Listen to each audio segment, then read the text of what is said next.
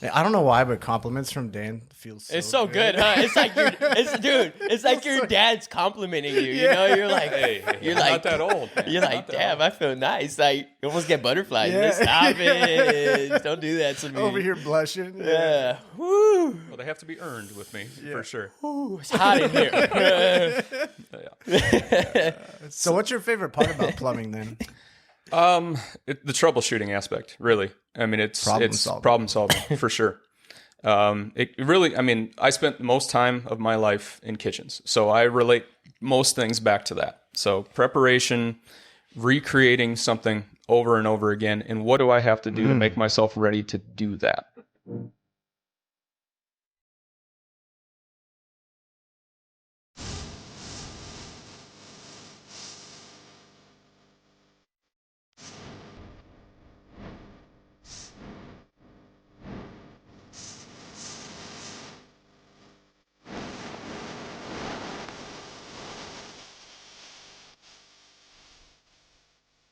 Welcome back to Dyno Service Bros with the Dyno Service Pros. We got special guest Daniel Quick here with us today. Today's episode is really just going to be about Daniel Quick and his life and as a plumbing god. What do you think's working master for us? You better be nice. We only do everything right. Yep. So, we got Daniel Quick, obviously me, David again, and that's old Bradley over there. So, let's rock and roll. Episode 11, we're getting there. We're shooting this up. Didn't you guys start around the same time? Close to, about a year apart, right? Yeah, something like that. Yeah, I don't know. Yeah, did you start as a helper too? I did. Yeah. Yep, started as a helper. You were already running crews when I got there. Mm-hmm. Yeah, he was already running a crew by the time I got to the other place. That was during COVID, so we had to move fast with everything. I think that was before COVID, dude. Was it? I was there right before. No, I was there before COVID. It was in the middle of it. It was about 2020. Yeah. I moved here in 2020, so middle of 2020 is when I started. What'd you do before that? Before, I was in Minnesota, and I was trimming trees. So I was climbing trees, running crews over there. And then trimming bushes. Yes, I was.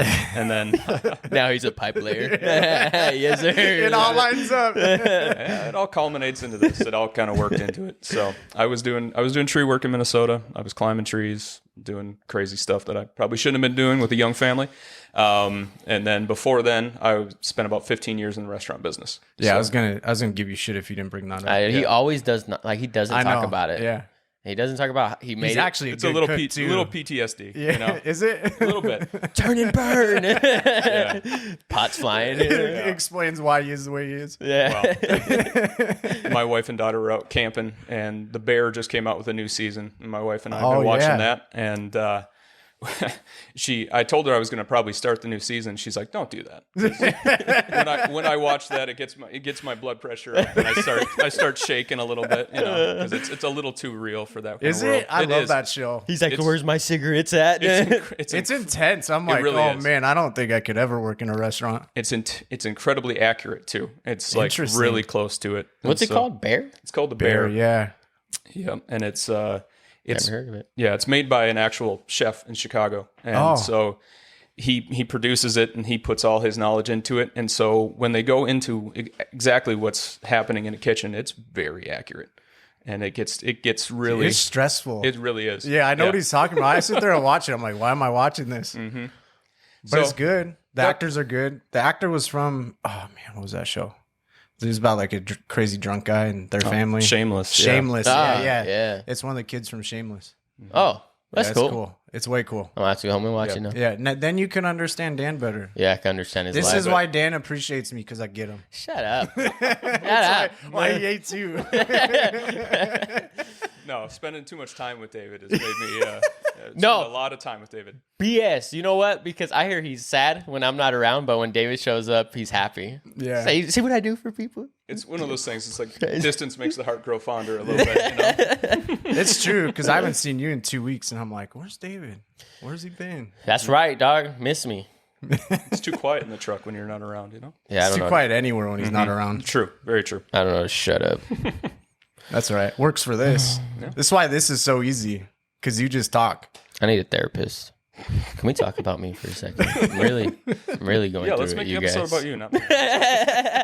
Oh man, He would too. It would turn into that so quick. I'm sad. I'm depressed. No, I'm just kidding. But Dan doesn't talk about that. He was in the Wolf of Wall Street Journal. I know it's not called that, but No.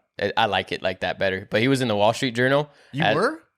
There's a picture of me Dude. at one of the restaurants I was working at for sure. But you're so modest, man. It kills me. You see, but I love it. He's like, oh, there was a picture. Yeah. It was a great time in my life. I appreciate being a suburban dad a lot more than I do a pirate in the kitchen. So Pirate in the kitchen. that is that lifestyle. Now you're a poop pirate. So Yeah, exactly. it's full circle. Well, now I wake up at 4 a.m. instead of getting home at like 2 and then not waking up until like 3 in the afternoon. So I've completely switched Flop that schedule. schedules. Mm-hmm.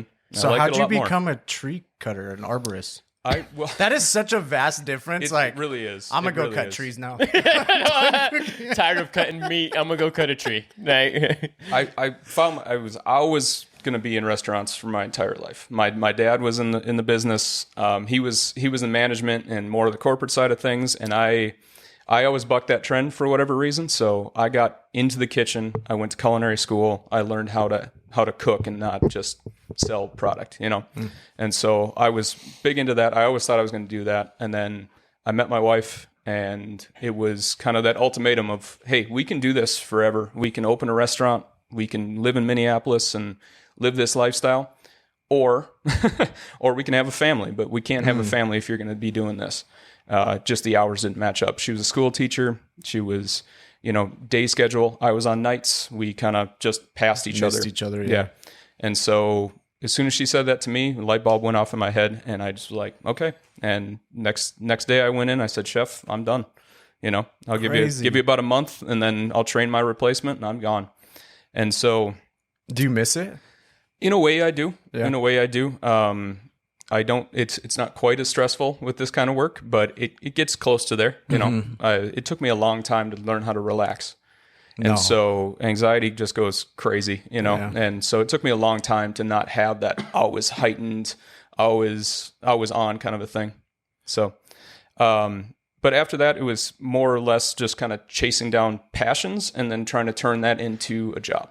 Nice. And so growing up in Minnesota, the woods, I was real into that kind of deal. And so we moved from Minneapolis out about an hour and a half north, out in the middle of nowhere. And the best paying job was a dangerous job, but the best paying job was to cut trees. And so it was a real small town, 3,000 people. There wasn't much, obviously restaurants wasn't an option up there.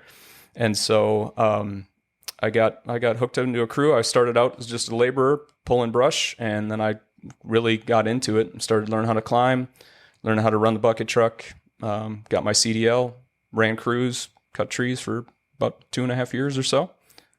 but he doesn't say that he used to cut trees by extremely high power lines.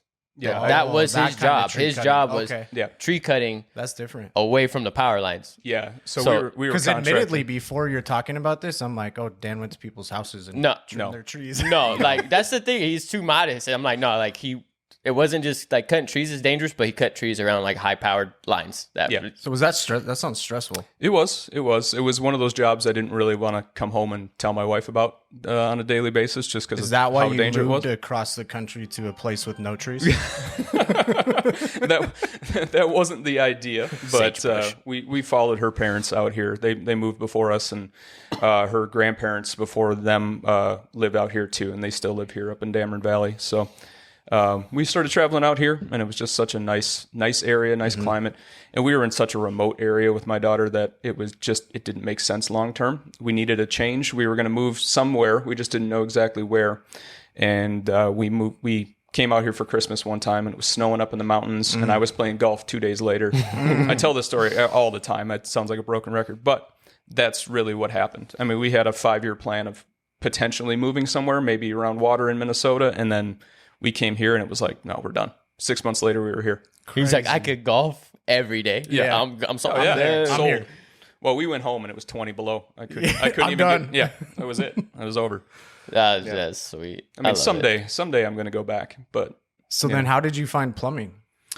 on a whim, actually. Were you looking at tree jobs before? I was, and so I had been on like phone interviews with people here, for doing trees and different types of things, pulling equipment, that kind of stuff. I wanted to use my CDL. I wanted to continue to use all my certifications. And around here, like you said, not much trees. Not much for trees. There's some, but not much. And so for specifically what I was doing, it just didn't exist here. It's a bunch of landscapers, and what they offered me was less than half of what I was making there. And it occurred to me pretty quickly that was not going to be a viable option coming here. Yeah. Interesting. So then you found plumbing, and the rest is history. Yeah, just went in on Indeed and got hooked up with a different company. And, you read their whole story, huh? Yeah, the whole story. I got a little. We're gonna make you a family, and turnover rate is minimal. Yeah. Hey, we all ended up there, so we all got sold. Yeah. It sounded great, man. I mean, but to their credit, I mean, that gave me my start. You know? Oh, absolutely. And that's the greatest thing about plumbing is, and in a lot of these kind of trade jobs, is it all depends on how much you throw yourself into it and how hard you work. And if it really takes somebody to recognize that in you, though. So even in kitchens, I had chefs that would take me under their wing and teach me. And you have to be a suitable candidate, I would say. You have to make yourself trainable, make yourself available. And if you get hooked up with the right people, it changes your life. And that was John for you, right? In plumbing? Yeah, 100%. 100%. I give that guy a lot of credit. Yeah, you guys were a tight team. Yeah. He taught me a ton. I've since then, getting thrown into it every day. It's a constant learning experience with this stuff. But yeah, he gave me a huge leg up. Yeah. Yeah, John was awesome. Yep. I miss John a lot of days. Yeah, no, John was a rock star, man. That dude, he'd stress me out, and I'm not a guy that gets stressed out too much, but that guy would just like, there'd be a tiny leak, and he's like, he used to drive a little SUV. We used to call it the Screaming Chicken because he would just the dude, him and his son like race cars or whatever, and so like he would just come flying in. And he'd just come walking out. What are we doing? How far are we? You're like, breathe, John, breathe. Let's bring it back. Yeah, but man, that guy, that dude was smart, but he worked his tail off. That guy, he knew how to get stuff done. He runs circles around us. So with you then, because you got brought into that team, were you just kind of like dragged along as a helper? And then they just dragged me through the mud. Same thing. John picked you up, and he was like, no, not really. No, John was ready to get rid of me because it was the craziest shit. But like John, I don't know this story. So we had some crackhead, like they hired some crackhead dude, and like I just started, and I was just like bouncing around vans in the beginning. I didn't really help the install team much because Dan was running the install team, but I didn't help the install team much. Like they would use me because I was brown, so they're like, "Here, come dig this hole," and then they kick me off. So, don't shake your head, it's true. Don't lump me in with those kind of people. That's not me. Dan was like, "Hey, we need a hole dug," and I'm like, "It's dug. Here's the pipe." He's like, "All right, we'll call you when it's fixed." Lost, like, all right, fine. Go dig another damn hole. No, you were a skinnier guy. We threw you in the attic. I was. That's true. No, but they. I wasn't with them in the beginning. I was kind of bouncing around. I would go help them. I was just like, I was a utility player. I'd just go wherever they needed me, really. But they hired some crackhead, and they threw us on, which was a really bad choice by John. John, if you ever watched this, it was a bad decision because we had a night job, and it was like for a daycare, and it was massive. There was like 80 fixtures that had to be tied, like 80 connections or whatever it was. It was crazy, and that place should be closed down too. But not our place. Not our place. You're not wrong, but yeah. Dude, there was like babies there with roaches crawling on the spoons. Gross. Oh, bro, I was like this close to calling the health department. I don't know why I didn't. It still bugs me. So, anyways, crackhead, and we had to do it at night. Well, we were doing it in the morning. I kept telling John we should do this at night because there's kids. Well, John came, Johnny boy, and he's again running through the attic looking at what we're doing. And then he falls through the ceiling, and like John did his legs. John did in the middle of the day because there was a piece of wood, that they had on there that was cracked on the side. So when he stepped on it, it broke, and his foot slipped, and then he like nut shotted himself. Yeah. Legs went through the ceiling. Man. Insulation out. The entire hallway was just insulation, like dust everywhere. And he was like, "That's it, clean it up." He was so mad. Obviously, I'd imagine embarrassed because I would be like, that was just like, it was such a hard spot to be in. But he like, obviously we went to going to nights. We changed it to nights after that. And then I was working with this crackhead, and he kept telling John's like, how you doing? How you doing? Is it going good? Yeah, it's good. It's good. 3 days into it, I go to Dan. I'm like, it's not good. Like, we're going nowhere, bro. Like, literally, we've done like maybe one bathroom in 3 days. And we were there for like 12-hour shifts at night. And I just kept going to Dan like, hey, bro, I don't think this is fine. Like, I think I did like a job with him prior to that. And I'm like, this is not how it should go. And John came and he was like, I'm firing both of them. They both suck. And I was like, I just started. Dan's actually, I think Dan's what kept me having a job there. Dan was like, no, it's not David. David's the one that told me. Anyways, after that, it was like me and Dan were a team. Me, Dan, and Todd. Because after that, Dan was like, I want pretty much David with me. So Dan really took me under his wing there. I wouldn't say John was. John taught me a lot, but it was what John taught Dan and Dan taught me. So that's kind of how that went about. Well, it told me a lot about you when you would come to me and actually tell me what was going on instead of just trying to, most new guys would just kind of sweep that under the rug and just be like, keep their head down and just be like, well, I guess this is how this goes. And because you were working at nights, I'd be leaving for the day and he'd be rolling in and he'd just come in shaking his head being like, this isn't right. And so I ended up going to the management and just being like, this is the guy I need because he shows initiative, he's there, and he also can recognize when things aren't going properly. This guy. I love this guy. Yeah. But I was waiting for that call. As soon as he was telling me about that, I was like, well, I'm going to be on it now. We were finishing up another job, and I was like, well, I'm going to get that call. And that call came over the weekend, and then we went out there and took a look at it and took it over. I still, to this day, don't know why you ran 2 lines to every toilet, but Hey, I was doing it as I was told. Hot water, cold water, why not? Hey, he's just like, drill 2 everywhere. And I'm like, okay, whatever it is. The thing was like, I managed a team or 2 before. Like, I did bricklaying and like cabinets. So I ran like my own crews. So like, I knew coming into it, I'm like, yeah, this does not seem right, bro. Like, I'm not a plumber at that point. I was like, but I know this is like, the time management on it sucks. Like, what we're getting accomplished sucks. I was like, dude, I don't even know plumbing yet, and I know this is wrong. So I just go to Dan, like, bro, like, you're running your team. This guy needs to be off. They ended up firing him, and then Dan and Todd went on nights for it. Was this the same crackhead that was selling drugs at jobs? Do you guys know that story with John? Oh, man. I don't think so. I don't think he was selling drugs on jobs. He was just supposedly a former druggie. But, I mean, it was crazy. That guy should never been on a job, let alone in a daycare. But, anyway. That's what you get in the trades, though, sometimes. Yeah, for sure. Yeah. New construction, whatever. By all means, do what you got to do. You know what I mean? You want to crack it on your job? That's probably the guy. That guy be flying. I can work all day. Just cruising through it. Service, no, I'm not a fan. But, that's how me and Dan started off. It was literally my ass on the line, and then Dan saved me. That worked out. And then I popped into the picture. You guys need parts? Yeah. I got parts. I could bring you parts. Yeah. I like turtles. Well, yeah. But you were great in that role, actually. You listened to what we actually wanted to bring in and do things like that. So that told me a lot about you, too. Yeah. You were someone we could actually go to, and you'd listen and actually bring in the stuff that we were saying in the field. And that's, I mean, still to this day, I can call you and be like, hey, I need this. And you're on it. We'll make it happen. Heck yeah.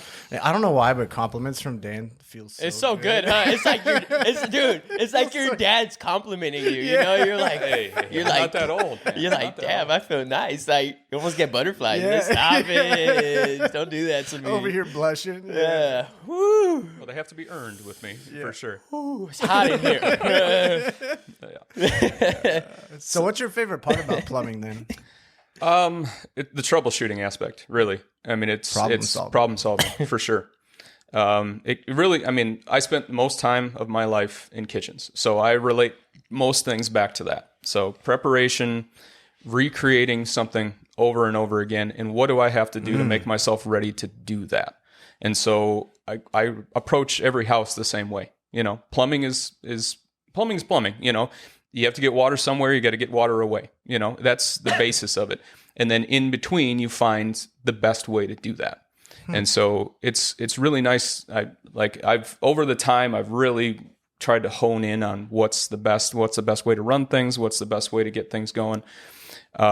And so I can walk into a situation where somebody's having an issue that, a lot of people haven't been able to figure out. And just by looking at how the water heater's set up, anything like that, I can start to kind of break that down. And it's a mystery every time, but it's really, really rewarding when you figure it out.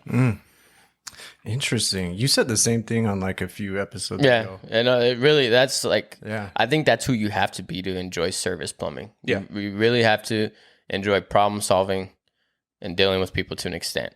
Like that's what we do. Every day is problem solving and dealing with homeowners.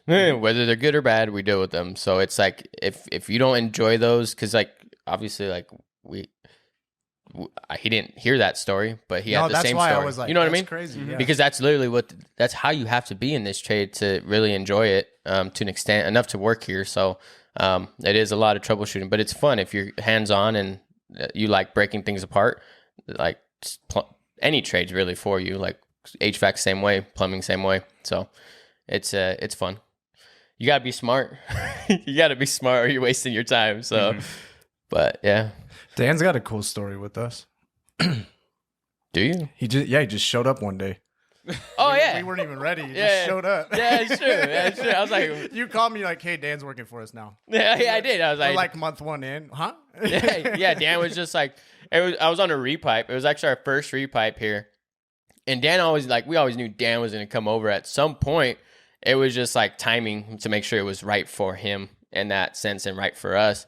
And then he just called me one day. He's like, hey, man, where you at? I'm like, I'm in Laverkin, dude, doing a repipe. He's like, all right, send me the address. I'm like, oh, are you around? He's like, no, I just quit, but I'll come help you. I was like, all right, cool. Like, that works. So I hit up Brad. I'm like, hey, Dan's working for us now. So he's which was on the so repipe. nice because it meant I didn't have to be there that day. Yeah. So it was like that. And then from there, like we've dialed it in and try to figure it out every day, So it's worked out. In the beginning, it was tough, I think, on all of us because like we were just figuring out the call volume. Such a big question mark. Yeah, it was hard, figuring it all out in the beginning, obviously. Like it's just like we had a few calls here and there, but now it's like we stay pretty steady. So it's like it's just one of those things, It's a great sacrifice because it's like that or somebody else would freaking have you. This dude tries to get robbed all the time by Jason. Jason's like, I got a job for you, man. No. We don't poach around here. Yeah. So, I'll fight you. Yeah, it was you could tell that story of like how you dipped away. What broke you away and to come sacrifice your life over here on the dark side? I'm just like all of us with that kind of story. It's just went from a mom and pop to a corporate thing. And I had always said, and I was very vocal about it. It's like when I felt like maybe the quality customer service started to slip because of that, then that was going to be it for me. That was my breaking point there. And so I wanted to, I know how you guys run. I've worked with David for a long time. So I knew his approach to it. Obviously that's the similar approach, and what I like about this business, was everything that you guys believed in and what you were starting up. And now we're just crazy. Yeah. And there's well, that was a huge leap. For us it was too, but in the background we're like, we got this. Nothing's wrong. We got it. Yeah. Yeah. But that must have been scary though too, because you're kind of walking into the unknown.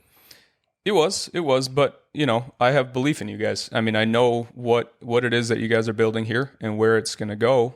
I can see where you guys want to take this, and it lines up with how I want to approach it as well. So it wasn't that scary to do it that way. I showed up with a minivan and got right in an attic and awesome. Started repiping. So like very same day. Heck yeah, soccer mom van. We were so new that you were rolling around in that van for a while with magnets on the side. Yeah, classy. Dude. That's so classy. We made it work though. We all start somewhere, man. I just that's what I love about like our team right now is where we have the guys that are here and hopefully are here like career wise, until they're done. But they're, hopefully one day able to look back and be like, damn, I was driving in my minivan, I started out like that, but it's just like, you start somewhere, so I'm enjoying the story as it grows, evolves. Yeah. Sure. Like it's cool, and it's like having the right team. Like we have a solid team and we're all beating ourselves every day. I think we're the best team. When you look at it, like the best overall team, shops have good guys. They got great guys. But overall team, I think we're a great team. Yeah, I mean, guys that are team players, you know what I mean? That everyone's there for each other, and it's just not like, I think that was part of it too. Like at the end of where we were, it was a lot of like, we used to be a unit, and then there was so much division towards the end of it that we all just kind of were like, it was just cliques everywhere, and it sucked, you know, because it wasn't like that to begin with, but then it ended up being that way. So I think that's what like we want back, is that like we're just one massive clique, you know, like everyone is there for each other. Like we all have the same goals, same beliefs, and we all strive for the same thing, because that's what it has to be, you know. Mainly like for us as the business guys, it's like going into like what our standards are and like what we want this company to stand for, having the right team to support that and obviously just back it. Like that's everything, because it's what we preach. We need our guys to preach it in the field. So it's like if we were at that customer's home, it's just a standard at that point, which I feel like the last company was great at, and then it failed towards the end, you know, and that's where it was like a driving point for me. Like it just like, it wasn't a standard for everybody. And I know for him at the end of it was like what kind of drove him. And I just remembered what it was it was like over a warranty process, right? For that Tankless. It was something about backing him up. Like he was tired because he didn't get backed by one of the managers. He was kind of left out to dry in that aspect of like what was the final straw. Because I remember him calling me, or I called him because I heard about whatever happened. But it was that breaking point where he's just like, oh, that's it. Like that's all I needed to know. And then he was just like, I'm on my way. There were a few instances that happened right at the end and kind of culminated in me just being done. It was the backing part of it. It was going into a situation where we were recommending, you know, a large remodel, basically repipe on something. And I didn't feel comfortable, where we were at with it. And I needed someone to step in, and they weren't willing to do that. And then on the other side of things too, it was, some with the warranty stuff too. It's just things that should have been taken care of, and kind of got swept away because it was like, well, you know, not our issue at that point. And so to me, I felt like that was in the wrong. And you know, sometimes I take a pretty heavy stance on that sometimes. You know, right and wrong, that kind of stuff. And I had been talking to my wife quite a bit about changing. You know, not feeling comfortable where I was at. And we just got to a point where she's like, well, if that's what you'd like to do, then we're in a position you can do that. Go ahead. That's awesome. That was it. It was the Mickey customer. That's what it was. Yeah. That Mickey repipe. Remember? Because they're like, they're trying to take advantage of us. And like we weren't even working with him. I was defending him. I'm like, that's not him. Like this is like his approach. He's trying to explain to you what it is. Like, because I know how he walks through his repipes. And so I was like, he wasn't trying to upsell. He's just giving you the options and multiple options. And it's a menu at that point. Pick or choose. Like, do you want to do a softener or not? I think you should. You get a longer warranty, and it protects or you don't, and then this is what you get. So he was giving a bunch of options, but we got called out, and they were just like bashing Dan, and I'm like, don't send.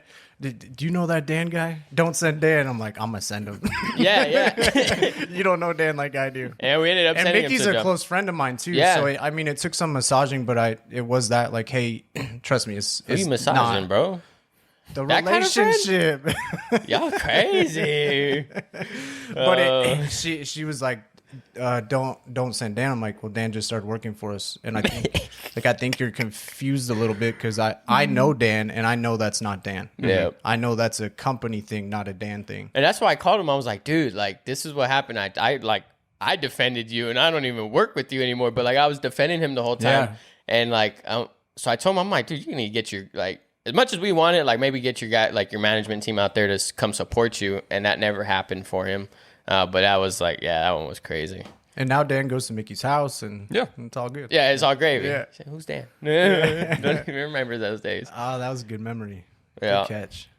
So if you could do this if you could go back, would you do plumbing again, or do you think you would go in a different way? Because you were almost a pole climber, right? What is that? A lineman? No. Or electrician? No. What were you gonna do? Originally, that was a while back. That was early. Oh gosh, I was probably 18. Because when you moved here though, you got the call that you got accepted finally after all those years, right? Yeah. So when I was 18, I started a bit of an apprentice program through the electrical union in Minnesota. Then a bunch of weird stuff happened. I got in a car accident on like a Thursday night. I told the guys that I needed the Friday off to deal with all that. And they said, no, don't worry don't come back in. So crazy that, and then I went full on in the kitchen for another 10 years. Then I was just trying things out. Once we got out of there, I did try again with the electrical union, and then they called me when I moved to Utah. They're like, "Hey, you're accepted. You got a position. Please report on Monday to like central Minnesota." I said, "Well, I don't live there anymore." Sorry, I moved. But to answer your question, yes, I would definitely go back into plumbing. I would have done it way early. I would have skipped all the bouncing around, all the trying things out. If I could do it all again when I was 18, fresh out of high school, I would have gone right to trade school and I would have started doing this. I agree. So I tell everybody. I don't think I would have been anywhere close to where I'm at currently, career-wise, in this business if I had done that. I think everything that I've done leading up to this has taught me how to work, how to be. Oh, yeah. I needed that time in restaurants because that's my service background. That is me being able to talk to people. Now, you are the puppy dogs and rainbows guy all the time, and I'm the very realistic person. And so sometimes people like that, sometimes they don't. But I'm very straightforward, and these are the options. This is what I'm willing to do for you, and this is what's going to help you the best. And I feel like that's kind of cut through all the salesman nonsense with a lot of people, and that's really gotten me a lot further. People trust that process a lot more than they do I'll do whatever you want. I'll get this done for you. I always tell people there's everything. I can do whatever you want. There are things that are everything's possible, but not always practical. Yep. So that's a great. I always tell people they're like, I want to, a bathroom over there. I'm like, oh yeah, we could get it there. It's just gonna cost you a lot because like that is the high point of your drainage. So now we got to take from a low point of your drain. Like water, we get anywhere, but we're at the end of the level, so we have to get from a further spot on your drain line to get grade just to get over here. So it's a lot more than you think. Water line's pressurized. Get them wherever you want to go. But yeah, I'm more of the comforting guy. It's gonna be okay, baby. We could do this. It's only. That's what you should have said when they asked you to hang those cameras. It's possible, but it's not practical. Yeah, I don't want you watching me. Yeah, no, thank you.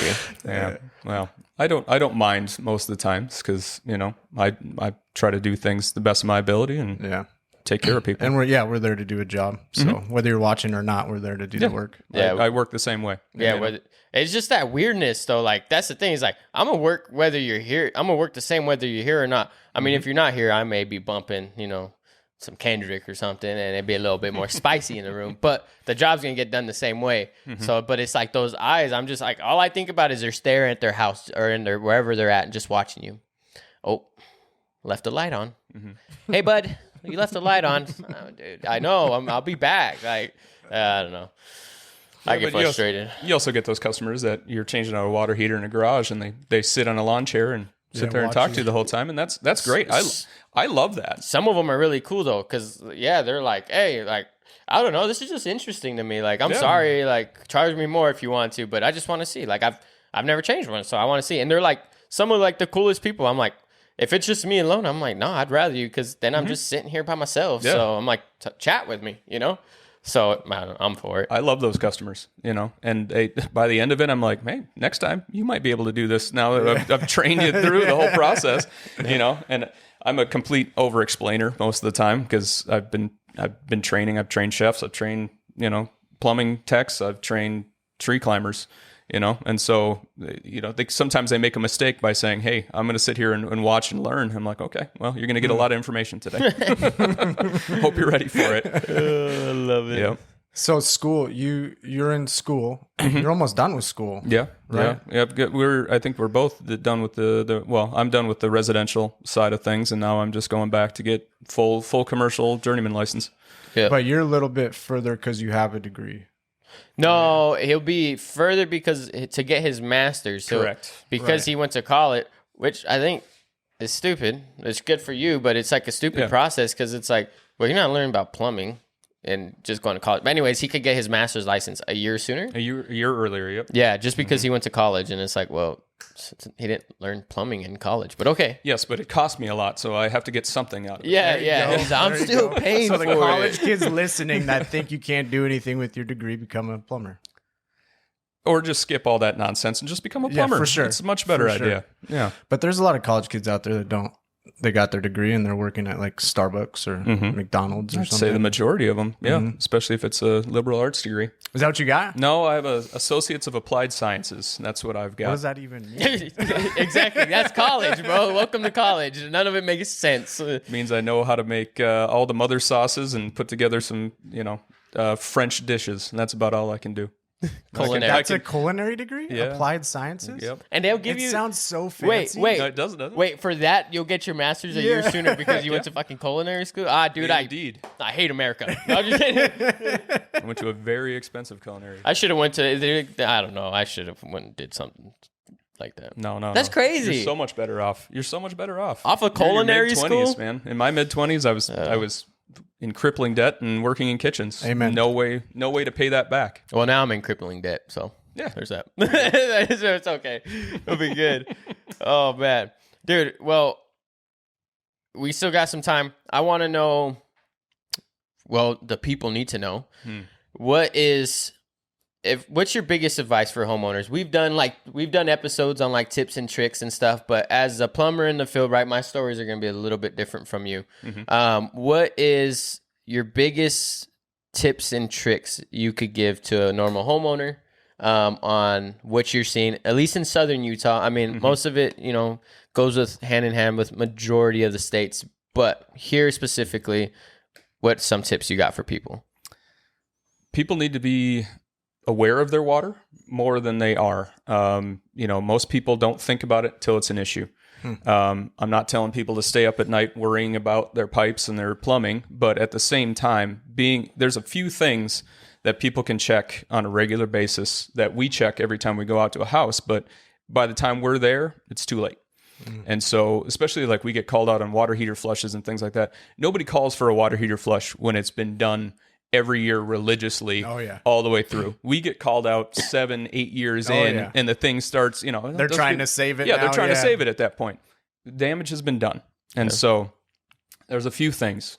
One thing that most people don't even think about is like pressure in the house. Pressure is a killer on all of your stuff.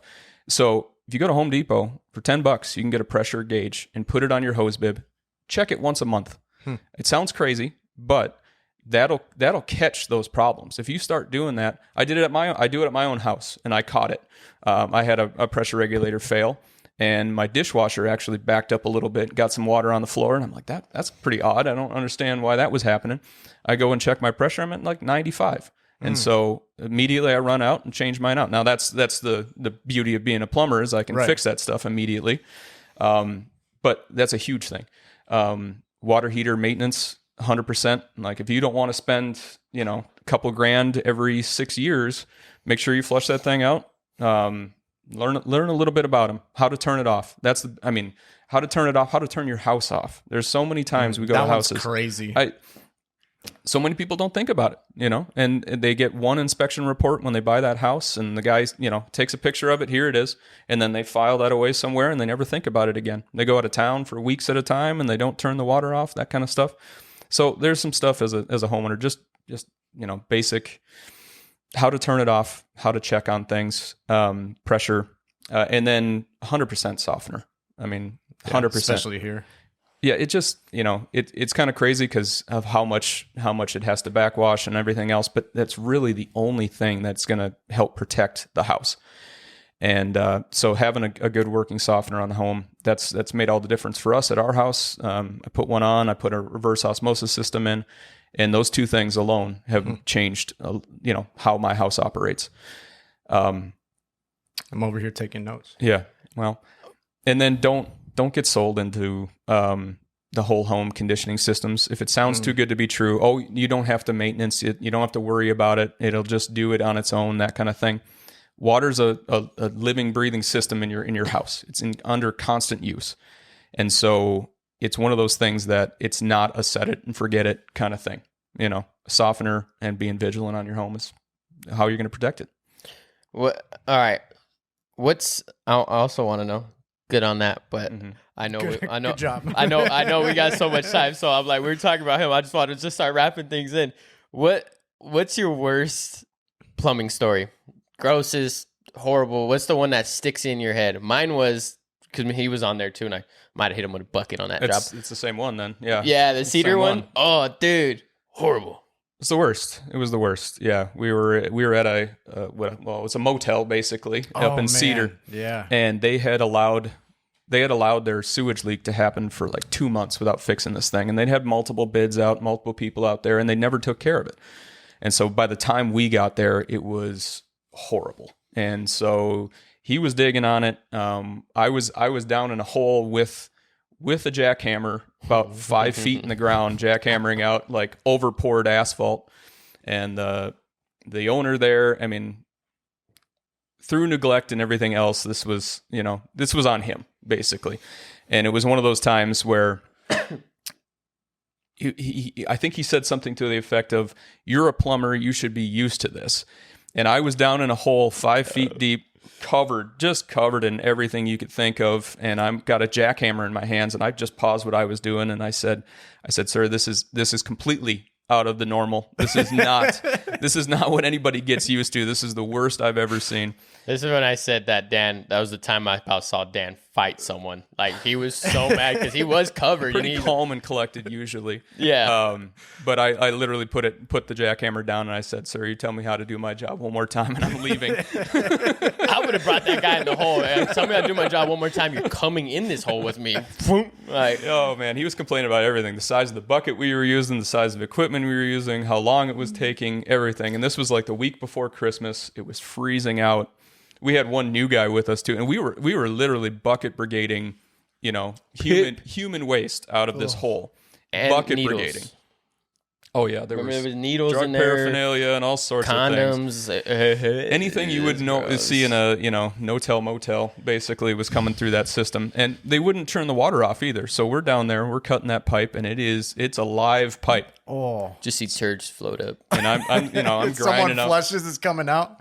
Oh yeah. Oh yeah, instantly. And I think we even had one guy up on the second floor that would laugh every time you do it. Yeah, some shirtless dude. Yeah. I believe I think I yelled at him a couple of times, like, "Why don't you put a shirt on? Yeah, he did. Yeah. Come help us out if you want to." Dude, just sit there watching us laugh and shirtless, and he was such a big boy too, and just didn't care. "You guys look like you're having fun down there." Shut up. So as long as I don't ever have to get into a situation like that again, I think I'll be good. As long as I'm not on the field, because those jobs will happen. But yeah, we can do it, man. It's no big deal. We just know if you've let this go on for 4 months and you have toilet paper coming out of asphalt. Yeah, we're just gonna be like, nah, dude. You're not our customer. It's gonna cost you 50 bands. Like, I'm sorry, there's no way. I've been here, done that. Took therapy for that, but. Yeah, no, that was a crazy job. Yeah, that goes down in history as the worst, I think. For sure. I don't think it gets worse. Well, no, didn't you do the hospital one too? That wasn't bad. I wasn't there for that, but weren't you catching flying turds? Yeah, that was a bad one too. In the hospital? Yeah, during COVID, so that was good. That was a good time.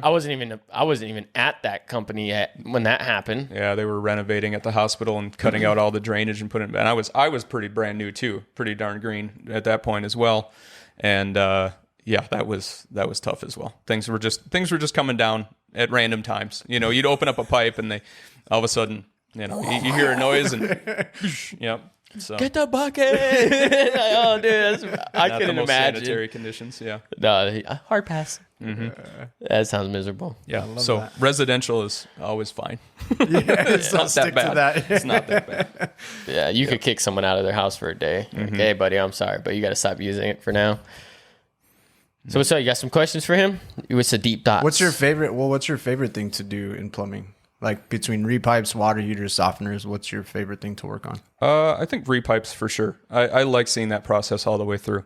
It's awesome to, I always say that the people who come in first and do the new construction, they've got it easy and they can plan their routes all the way through there. But it takes a lot of planning and a lot of thought to look at a house that's completely covered up and figure out the best way to get everything through, to make your customers happy. And then you have the ability to rerun that pipe and make that house work the way it should. You know, like when they come in originally, that's a great starting point. But there's a lot of things that when people live in a home and use it on a daily basis, how can we improve that? Not just get the water where it needs to go, but when you're done with it, is it going to run the way that they need it to run? Is it going to run better than when you got there? And that's huge for me. I love seeing that process from day one to the end. You know, everybody freaks out the first time you pull out an oscillating tool and start cutting their walls. And then, you know, by the end of it, they're like, okay, I understand. Yep. Like that one customer by the golf course, every time you cut a hole, he'd be like, oh man, another hole. Mm-hmm. Yeah. I was like, just trust the process. By the end of it, you'll be all right. I promise. And he was so stoked when the drywall guys came in. You can't even tell. Yep. This is so cool. It's hard to tell somebody that in that position when you're cutting their house apart. They're just like, oh, I can't imagine this ever going back the way it was supposed to. And then by the end of it, 2 weeks later, all of a sudden everything's running great. Especially if they put in a nice recirc line, all that kind of stuff. Like we get that stuff just running great. I wish everyone would let us just tear up their concrete though, because so much of me would rather. I like it in the attic because it's like if it leaks, you catch it right away. You're like, well, my ceiling's bubbling. Drywall is easy to fix. Like that's not a lot of mitigation work. But when it comes up and now you got to like underground and you got a void, you're like, wow, yeah. How do I clear that void under my house now? I have to jackhammer it and fill that void. But for our summers here, they're so brutal and there's just not a way to cool it down. Like I went out to a job yesterday. Like my pipes are hot. Like my cold water is hot. I'm like, well, for one, our water coming out of St. George cold is like 70, 80 degrees as is. And then, now like your pipes are in the attic. Like it saved you 30 grand to put in the attic than to put it jackhammer your floor again, 30 grand for just us, the plumbing. That's not the flooring, the concrete, everything else or whatever. But like, it's just, there's not a method to keep them cool. You could get attic fans and stuff like that, but it's that unless you want to like put AC controlled in there, like there's not a lot of methods besides, it's just too miserable here. Like of the heat, like our heat is brutal. Triple digits, like all summer. I'm sorry, but you're just not cooling it down. So that's the one downside about repipes. Like if there is any, there's one, and it's for summers here. It gets hot up there. So I think that's the only downside to a repipe. But you need it. You need it. Yeah, and we tell people all day long. When we're talking about that process, I bring it up every time. It's just like, hey, believe me, when it comes to summer, like you're going to be struggling for cool water. That's the one downside of doing this. And it seems no matter how much we talk about that, people forget, especially if we do it in the winter, they don't even have to worry about it. And then all of a sudden the summer shows up and then that's when we get those calls again. It sounds like it's a problem or feels like it's a problem for them. Yeah. And it can be. I mean, it's not a fun situation, but it's the most cost effective and the most reasonable way of going about that to get your water leak fixed, Okay. So that was the best thing. What's the worst? Oh, I don't really think there is a worse part of it. See, I hate kitchen sinks.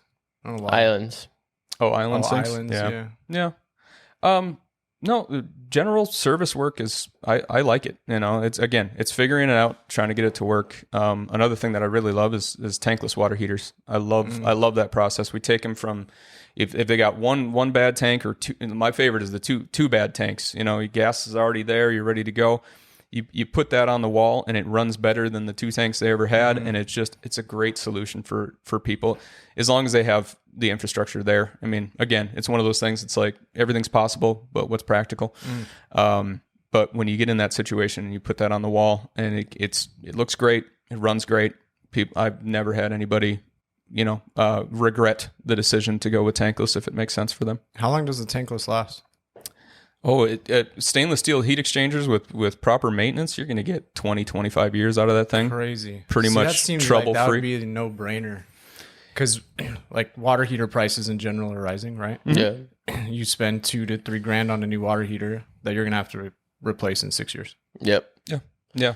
I mean, with great maintenance on it, and if you're vigilant on them again, maybe you get 12 out of it. But our water here is so terrible that it's just one of those things. Like it just makes sense because it costs more upfront to do a tankless, but at the end of the day, if you're not having to replace 2 to 4 water heaters in that time frame, you've made up your money right there. Yeah. Mm-hmm. And it's endless, baby. You get endless hot water. It is. It's endless. Not instant, endless. And I said that the last time. Yeah, it's not instant. It's endless. Everyone always, well, we get instant such just like that, right? And I'm like, no, it's endless. Like, you can just keep running it. But that's what we run into. Dan, what is, man, it was right on the tip of my tongue. What is like one piece of advice you could give for a new tradesman coming into this, a new plumber coming into want to become a plumber? We've talked about it a little bit, but obviously I'd like what your thought process is on this. Yeah, input. Thank you. I kept thinking output. I'm like, that don't work. What's your output on this, Dan? Routine is huge. I think routine is big. It takes a long time to get, and that's for pretty much any kind of work you're doing. Like, we all kind of struggle to have a decent routine in our own personal lives, but when it comes to a professional life, I like to get prepared. I catastrophize things in my head sometimes, but I like to get prepared for a call. So if somebody calls and we have good notes coming through, I can at least start the process. And I'm looking at you, but I can good notes. I can at least start running through scenarios in my head. We'd go to 2, 3, 4 houses a day, and so it becomes one of those things where it's like, okay, if this is the complaint, then we can start to unravel that mystery, like right on the drive over, basically. And so I like to get prepared on that stuff like that. And so I'd say for anybody starting up, get a routine. Start learning your areas too. Especially, like, if you tell me the age of a home, you tell me what area it's in this area, or like what neighborhood. Age of home and neighborhood, it tells me a lot. It tells me what type of plumbing I can expect. It tells me if it's going to be a gas or electric on water heaters sometimes, like what's the possibility. Because, we drive around all day. I see this town, inside and out. And so that's been a big thing for me too, is getting prepared and then learning the area, learning what to expect. I love that. Man, that was such a solid answer and an unexpected one. I think yours were basic, like, you know what? Tools, go to school. That's why I hate you. That's why I don't work here. Deep. Well, I'm gonna quit. But if you're say you're brand new, make yourself available. Work hard. Don't kill yourself. It's still a job. You have a life at home, stuff like that too. Well, no, you don't. You should. You should. It takes you a long time to learn that too. Balance. But balance is great. But when you're at work, be at work. Be available. Be ready. Put yourself out there. If somebody asks you to do something, go do it to the best of your ability, even if you've never done it before. And ask questions. Ask questions. It's really what you got to do. And if you could, that was the one. Like, for me, I went on a repipe with them, and it was one of the first ones. They made me do the attic run by myself when I first started. They made me do all the attic run by myself. And John came up, and I was like, "Hey, John," he's like, "You get it all done?" I was like, "Yeah, come check it out." He came up, he's like, "Okay, yeah, like this area looks good. That area looks good." He's like, "I would have done this a little bit different." He's like, "I mean, it works," but like, he was telling me what the issues were going to be. And he was just like, it's fine, but like, it's kind of like high up. You're going to get a little bit more heat off of it. So he's like, I would have done it this way. But for next time, I'm like, is it in the budget for me to rip it out and do it over again? He just looked at me like, huh? He's like, it's hot in here. I was like, well, if you don't like it, like, you know what I mean? Like, I want us to like it and it be proper. Like, I'm not going to leave a house. If you're the master plumber, like, if you're not thinking this is the right way, even though there's not a wrong way, but like, if he is unhappy with it, like, teach me the right way. Can I redo it? He's like, yeah, I mean, go ahead. So like, that's one thing, is like to go above and beyond, like ask whoever you're under, what you could do different. Like, take it as a learning lesson and don't just be like, okay, whatever. Like, cool. Like, if it's in the bid and you could get away with it, like, redo it. Try to like, that's the whole point of this, is so as an apprentice coming up or just coming up in the trade, how can you be better? And like, don't be happy with just the basics. Like, make it better every time, so the next time it's even better. So one day it's just easier. It's just muscle memory at that point. So I'm all about like, let's help each other grow, and those are lessons you learn along the way. So he's right. Yeah. Be available, put forth the effort. Push yourself. Yeah. Don't accept. Yeah. Like you said, don't accept good enough. Yeah. Push yourself every time to get it better. Do better. I love that. Another great answer from Dan. I used to work for guys, like chefs that would never tell you good job, or never give you real compliments. And I went to him one time. I said, "Why? I made this dish. I worked really hard on it." And you said, "Yeah, all right." And that was it, you know? And he's like, well, if I tell you that it's great and really good, you'll stop striving.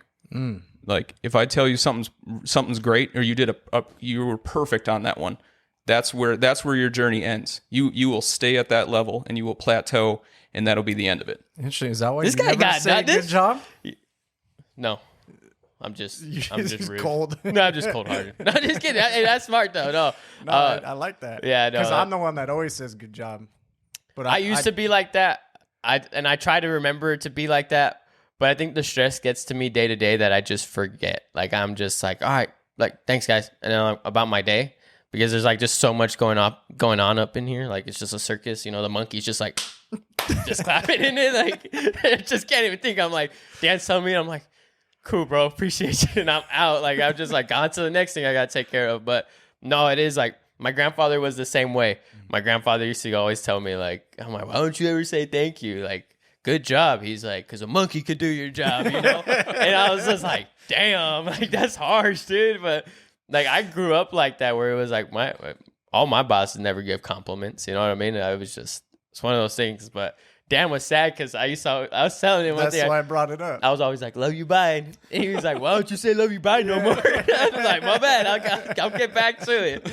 Oh, it's just like the life of like doing a startup business is a lot to take on. It's a lot of like the things you didn't realize happen on the back end. Now you're trying to like figure out, and the phone doesn't stop, and you're just like, how do I manage all of this every day? But it's growing, like it's getting easier, right? Things are getting easier. I feel like I could breathe more, except recently now that we're with a certain path. Now it's like I can't breathe again because we've got a lot of homework to do. But it's going to get us to the point where it's easier for everyone, easier for the guys in the field, easier for us as a business. So it's like I'm looking forward to it. I'm looking forward to the next like 3 to 5 years.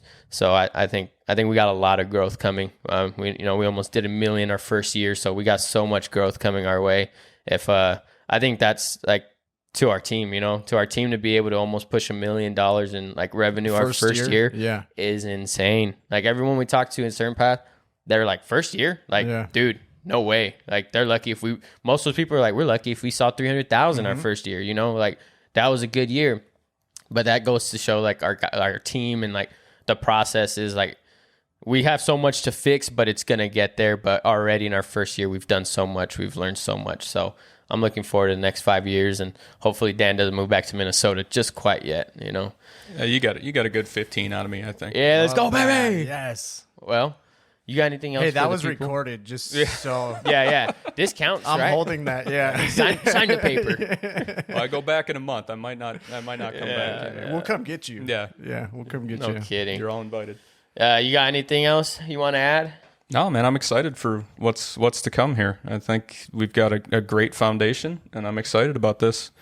And so, yeah, it's really nice to wake up in the morning and actually be excited to go to work. Yeah, and I enjoy and working get with after you guys. Hell yeah, brother. And even though David doesn't say it, I do appreciate it. I do. They know I do, man. I love it here. I think we're all a little bit happier. I think we're all a little bit more drained than what we used to be, because we are a small team and we got to take care of the BS where before we used to like, give the toilet flapper to Billy. We used to throw off the BS ones to the other guy. Sorry, Billy. Sorry, other guys. But that's how it was. It was like the office called us, hey, like, do you want to run this flapper ball? Like, how old's the house? 2012. Nah, I'm good. That's a waste of my time. Like, send Billy. But we had a team of guys where it was like, how those guys can take care of it. Now it's like we're chasing every flapper ball. Like, we don't have an option. It's like those little ones come in, like, we're there to serve the people. We don't have a massive team to be like, oh, we could send it to, give it to Ruben. Like, it's just us. Like, we got to take care of it as a team. So, but pretty soon you'll be able to just throw it to the next guy down.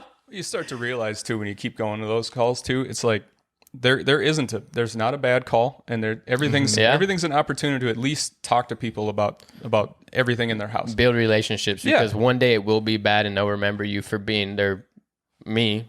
Like I say, best friend. Like I will make. My goal is to make you my friend before I leave here today. There you go. Dan's like, I just want to be your plumber. My goal is to educate you, yeah. And Dan's like, I'm just your plumber. Don't call I'm here to be your plumber. Don't need me. Yeah. But that's I'm a pretty private person. Yeah. Yeah. He is, but it's a good thing. Like, he's still like, people come first for him. Like, he's gonna take care of them to their best abilities, and if it doesn't make sense, sometimes it's the hard truth. But like, he's, like I said, he's dad in that situation where, hey, I'm sorry, but I'm not gonna do that for you because you're an idiot to have me do that. Like, call a handyman if you want scabby work, because I'm not that guy. Words, not in those words. Those are David's words. But in my head, it's just like, it's true. It's like, well, he's a professional. Why are you going to be like, well, can't you just duct tape it? No. Like, it's either this way or I'm not going to duct tape it. You know what I mean? I'm not that guy for you. So he's quick to just be like, nope. Like, this way or no way, because this is the right way. Like, there's only this way to fix it. Well, I'll give options on how to do it, but if they're not going to go with those and they have a different way, or just want to get it done and get it out of there, if it's not going to serve them for the long haul, if it's not actually going to fix their issue, then yeah, there's some times where I have to be like, I'm not the guy for you. Like, somebody else will be happy to take your money to do that, but I'm not going to do that. Like, we could make a quick buck on it, but in the long run, it's not serving them or their house. And also, to me, that's important. Back and it's our problem. Well, exactly. That's what we're all about. That's why it's like, that's how we like our guys are, and it's the same boat. Because if I go out, I'm gonna do the same thing. Like, if it doesn't make sense, I don't want you calling me back in like a month or two and be like, well, why did you do it this way? Because you wanted it that way. You wouldn't allow me to do it the other way. So I'd rather our guys just be like, we're not the team for you. Like, I'm sorry. Like, I want to help you. And I gave you 3 options, which the first one I'd consider a Band-Aid fix to get you by until you found the funds to do the proper job. But they want to go with the one before the Band-Aid, which don't make sense. It's like, just hold it for a day, Like, can't you tape it? Like, no, it just doesn't make sense, because that falls on our liability of like who we are as professionals and guiding you in the wrong path. Like, that's the wrong path to take. So like, if you don't want it done right, we're not your guys. And there is options. Like he says, we give multiple options. So whatever it may be, but sometimes people want bubble gum. So cool. But other than that, what is that? Episode 11? Episode 11. Heck yeah, dude. We're getting there. So episode 11, Brad, send it off with your where to find us.